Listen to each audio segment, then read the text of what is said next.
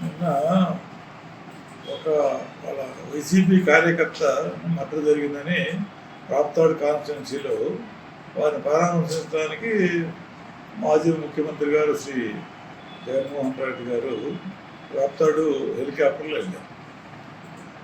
వారు వెళ్ళేటప్పుడు హెలికాప్టర్కి ల్యాండ్ ఉంటుంది, దానికి పర్మిషన్ ఉంటుంది.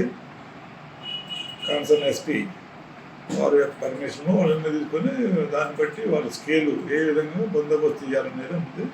వారికి తగిన విధంగానే బందోబస్తు ఏర్పాట్లన్నీ చేశారు పోలీస్ స్టేషన్లో. మనం చూసిన దాన్ని బట్టి కానీ విజువల్స్ బట్టి కానీ ఏదైనా కానీ రాప్తాడు కాన్స్టిట్యున్సీలో ఆయన పరామర్శించడానికి ఆ ఇంటికి వస్తున్నారు కాబట్టి వారికి ఏ యొక్క స్కేల్లో బందోబస్తు ఇవ్వాలనేది వారికి ఆల్రెడీ వై కేటగిరీయో లేదా జెడ్ కేటగిరీయో ఏదైనా డిజిగ్నేటెడ్ ఐజీపీ ఇంటెలిజెన్స్ వాళ్ళంతా కూడా డెత్ పర్సెప్షన్ రిపోర్ట్ అని తయారు చేస్తారు. ఒక యొక్క లీడర్కి ఏమి ఇవ్వాలా, ఏ బందోబస్తు ఇవ్వాలా, ఏ సెక్యూరిటీ ఇవ్వాలనేది వాళ్ళకి బ్లూ బుక్స్ కానీ ఏదైనా కూడా ఇంటెలిజెన్స్ గైడ్ లైన్స్ ఉంటాయి. దాని ప్రకారం వారి సేఫ్టీ మేనేజ్మెంట్స్ కోసం వాళ్ళు ఇచ్చారు. ఆ విధంగా బందోబస్తు కూడా ఏర్పాటు చేశారు. మరి అక్కడ విపరీతమైన క్రౌడు, మరి ఆయన క్రేజ్ కానీ ఆయన ఫాలోవర్స్ కానీ ఎవరెవరు కానీ అసాంఘిక శక్తులు కానీ ఎవరైనా వచ్చారేమో అదన్నీ ఐడెంటిఫై చేయాల్సిన బాధ్యత ఉంది.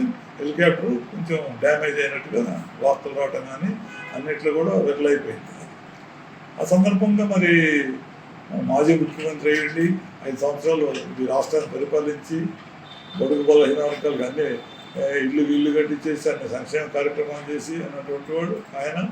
మరి పోలీసు వారు కూడా అన్ని రకాలు ఉంటారు కదా, బడుగు బలహీన వర్గాలు ఉంటారు, అన్ని వర్గాలు ఉంటారు, అందరూ కూడా ఉద్యోగంలో చేస్తారు. ప్రభుత్వం ఒక ఎస్ఐ కావాలంటే it is not a joke. కష్టపడి చదువుకొని గ్రాడ్యుయేట్ కానీ పోస్ట్ గ్రాడ్యుయేట్ కానీ ఇంజనీర్స్ కానీ ఇప్పుడు ఎస్ఐస్కి వస్తున్నారు. వాళ్ళు కాంపిటేటివ్ ఎగ్జామినేషన్స్ ఒక 1 స్టార్ టెస్ట్ అని పెడుతున్నారు. దాంట్లో రన్నింగ్ రేస్ కానీ హై జంపు, లాంగ్ జంపు అన్నీ కూడా చేసిన తర్వాతనే క్వాలిఫై అయిపోయిన తర్వాత హైట్, వెయిట్, వాళ్ళ యొక్క పారామీటర్స్ ఉన్నాయి. దాన్ని అయిపోయిన తర్వాత రిటర్న్ టెస్ట్ రాయటం ఇవన్నీ రాసిన తర్వాత కష్టపడితేనే వస్తున్నాడు ఎస్ఐగా అయినా కానీ. వారికి ఆపాదించాల్సిన అవసరం లేదు. ట్రాన్స్పరెంట్గా జరిగింది. ఏ గవర్నమెంట్ అయినా కానీ ఒక ఎస్ఐని సెలెక్ట్ చేయాలంటే ట్రాన్స్పరెంట్గానే చేశారు. ఇది వైసీపీ గవర్నమెంట్ కానీ, టీడీపీ గవర్నమెంట్ కానీ, కాంగ్రెస్ గవర్నమెంట్లో కానీ, ఎవరి గవర్నమెంట్లో అయినా కూడా ట్రాన్స్పరెంట్గా జరుగుతుంది. దాని మీద క్రిటిసిజం లేదు.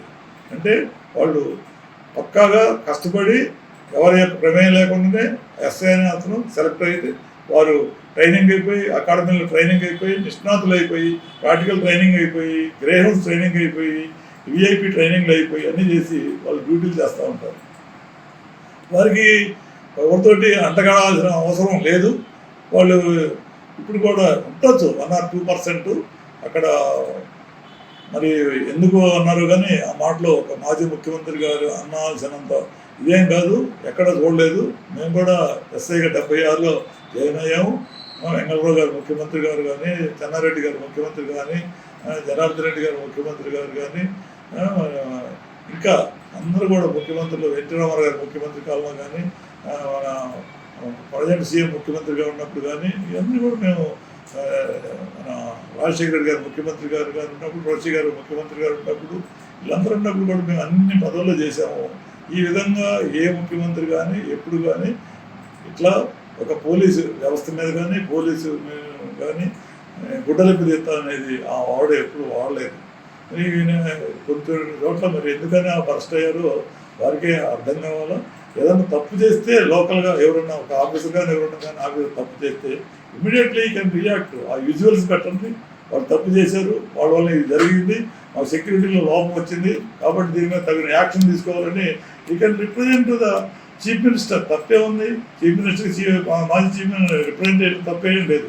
అట్లానే you have no confidence on the government of Andhra Pradesh, then you can represent to the minister of home affairs, government of India, లేదా ప్రైమ్ మినిస్టర్కి పంపచ్చు. ఇవన్నీ కూడా చేసుకోవచ్చు. ఇవన్నీ నుండి కూడా మనం మాట్లాడితే సభ్య సమాజంలో ఎవరు హర్షించరు. అభిమానులు అయితే చెప్తారేమో, ఓహో బాగా మాట్లాడాడు, పోలీసులు కూడా గట్టిగా మాట్లాడాడు కాబట్టి ఇదని వాళ్ళు హర్షిస్తారు. That is not correct.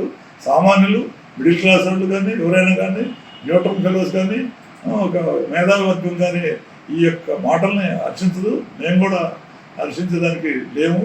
ఈ యొక్క మంచి భాష కాదు, ఇది మంచి పద్ధతి కలదనమాట. ఇప్పుడు ఎప్పుడు ఈ యొక్క టెండెన్సీ రాలేదు ఆంధ్రప్రదేశ్లో. అది రాకుండా ముందుగా జాగ్రత్తగా ఉంటే ఏ లీడర్స్ అయినా కానీ ఏ యొక్క పార్టీ వాళ్ళైనా కూడా ఎవరిని కూడా తోలనాటి మాట్లాడకూడదు. అక్కడ జరిగిన ఇన్సిడెంట్ని దెన్ ఒక తయారు చేసేసి ఒక రిప్రజెంటేటివ్ ఇచ్చేసి తగిన అధికారికి ఇచ్చేసి వాళ్ళ మీద యాక్షన్ తీసుకోవాలని అనాలి, కానీ వాళ్ళ మీద అరవటం ఇవన్నీ కూడా అంతే ఉపయోగం ఉంటుంది. అవన్నీ కూడా సందర్భం ఉండాలన్నమాట. ఈ యొక్క సమయం సందర్భంలో మాట్లాడదు, కానీ ఇదంతా కూడా పబ్లిక్లో యాంటీ వస్తుంది, కానీ పాజిటివ్ రాదు. ఎవరో కొంతమందికి వస్తుంది, 10-15 మందికి హుషారుగా ఉంటారుగా, ఓ ఇది అది మంచిది పద్ధతి కాదు, ఇది పోలీసు వ్యవస్థని కించపరిచే విధంగా మాట్లాడినట్టే ఉంది, కానీ దీని మీద వాళ్ళ మనోభావాలను దెబ్బతీసేదానికి ఉన్నట్టుగా ఈ యొక్క మాటలు, ఆ అట్రెన్స్, మరి ఆ సందర్భం వారికే తెలియాలా, మంచి పద్ధతి కాదని నా ఉద్దేశం.